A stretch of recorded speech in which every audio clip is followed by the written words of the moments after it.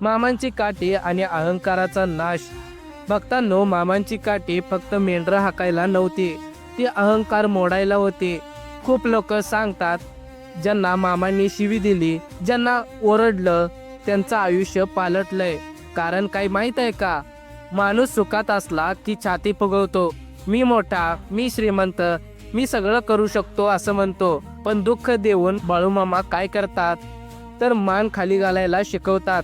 आणि लक्षात ठेवा, ज्यांची मान मामांच्या चरणी झुकली त्यांचं ओझं मामा स्वतः उचलतात. दुःख माणसाला तोडत नाही, दुःख माणसाला घडवतंय. आता मित्रांनो, एक प्रश्न तुमच्या डोक्यामध्ये नक्कीच आला असेल की बाळूमामांनी मेंढपाळ हा व्यवसायच का बरं निवडला? कारण आपण बाळूमामांची मेंढरं म्हणजेच बाळूमामांची लेकरं आहोत. मामा आपल्याला मेंढरं म्हणायचे, वाईट अर्थाने नाही बरं का, तर शिस्तीत राहण्यासाठी. मेंढरं कशी असतात? अनवाणी चालतात, पावसात भिजतात, उन्हात तापतात, पण तक्रार करत नाहीत. फक्त बाळूमामांच्या शिट्टीवर चालतात.